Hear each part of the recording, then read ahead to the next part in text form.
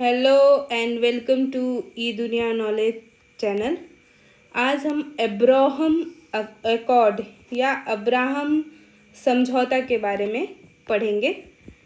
तो पहले तो ये जानते हैं कि अब्राहम जो अकॉर्ड है वो किन किन स्टेट्स या कंट्रीज़ के बीच में हुए हैं।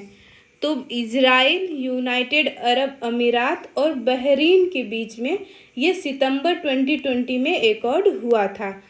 तो यूजुअली जो है इजराइल और बाकी जो अरबियन स्टेट हैं उनके बीच कॉन्फ्लिक्ट चलता था, एक तरह से राइवलरी थी। लेकिन ये एक बहुत अच्छा प्रोग्रेस माना गया है मिडिल ईस्ट के पीसफुल रिलेशन के पाथ पे।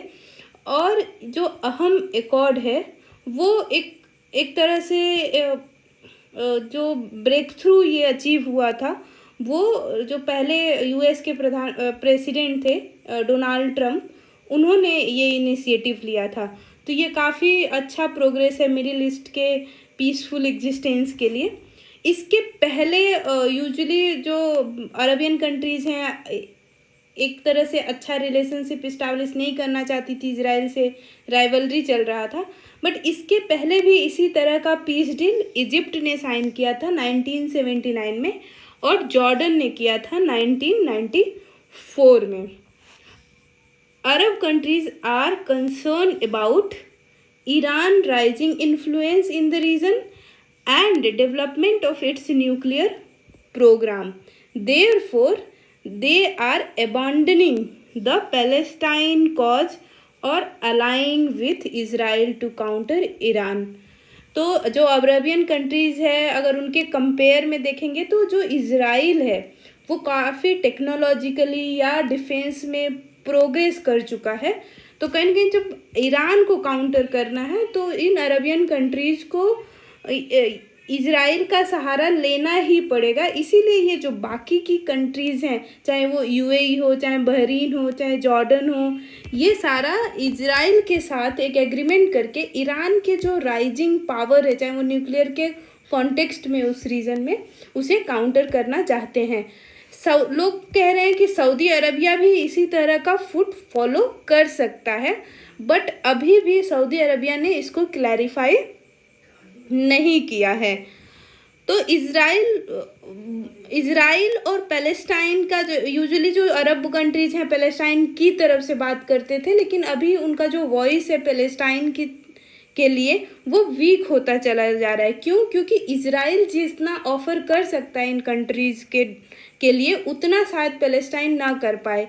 इसीलिए और यूजुअली जब फॉरेन पॉलिसी और इंटरनेशनल डिप्लोमेसी में हर कंट्री अपने ही इंटरेस्ट को फॉलो करता है या उसके लिए काम करता है। इसीलिए कहीं ना कहीं ये देखा जा रहा है कि जो पैलेस्टाइन कॉज के लिए बहुत सारी कंट्रियां आगे आ रही थी वो वीक पड़ रहा है। इसके अलावा जो है कि सऊदी अरबिया और ईरान जो है वो अभी भी पैलेस्टाइन के कॉज को सपोर्ट कर रहा है और ये फ्यूचर में इसका क्या होगा वो हम अपडेट करते रहेंगे आपको। नेक्स्ट जो है कि Arab countries are significant due to their enormous energy resources for India. तो इंडिया जो है वो पहले पैलेस्टाइन के कॉज को ओपनली सपोर्ट कर रहा था, लेकिन अभी इंडिया ने भी अपने इंटरेस्ट को देखते हुए या मिडिल ईस्ट और इजराइल और पैलेस्टाइन तीनों के साथ रिलेशनशिप प्रॉपरली या इक्वली बैलेंस करने के लिए उसी तरह की पॉलिसी फॉलो कर रहा है। तो जैसे पहले डी-हाइफनेशन पॉलिसी अपनाया कि कैसे इजराइल और पैलेस्टाइन को एक अलग अलग एंटिटी के रूप में देखना। अभी रिसेंटली जब यूएन में एक रिजोल्यूशन आया इजराइल के जो एक्शन था पैलेस्टाइन के लिए, उसमें भी देखा गया कि कैसे एक बैलेंसिंग एक्ट इंडिया ने लिया स्पेशली पैलेस्टाइन और इजराइल के कॉन्टेक्स्ट में। और अरब वर्ल्ड के साथ हमें अपना रिलेशनशिप बना के रखना है क्योंकि they have a huge energy in terms of, चाहे वो पेट्रोलियम हो चाहे नेचुरल गैस हो। तो इसीलिए इंडिया भी उस रीजन के लिए बहुत कंसर्न है और उसी के ही हिसाब से अपना स्टैंड को स्लोली एक तरह से चेंज कर रहा है। बट अभी भी इंडिया टू नेशन स्टेट जो एक कॉन्सेप्ट है पैलेस्टाइन को लेके उसको कहीं ना कहीं सपोर्ट कर रहा है। हो सकता है कि उस तरह से ओपनली ना कर रहा हो। इसके अलावा जो है इंडियन डायस्पोरा जो है मिडिल ईस्ट में काफ़ी ज़्यादा है, और वो एक तरह से रिसोर्स या इन्वेस्टमेंट का काम करते हैं, रेमिटेंसेस भेजते हैं इंडिया में। तो वो फॉरेक्स रिजर्व में भी काम आते हैं, डिप्लोमेसी में काम आते हैं। तो इसीलिए और उनका इंटरेस्ट जो इंडियन डायस्पोरा है मिडिल ईस्ट में, अगर हम कुछ रिलेशनशिप थोड़ा भी हैम्पर होता है तो हमें अपने ही जो लोग हैं वहाँ पे फंस जाएंगे अगर, तो उन्हें रेस्क्यू करना पड़ता है। तो इस तरह से इंडिया जो है अरब वर्ल्ड को लेके, स्पेशली इजराइल और पैलेस्टाइन के रिलेशनशिप को लेके काफ़ी की वॉच रख रहा है। If you like the video, please like, subscribe and share among your friends. Thank you.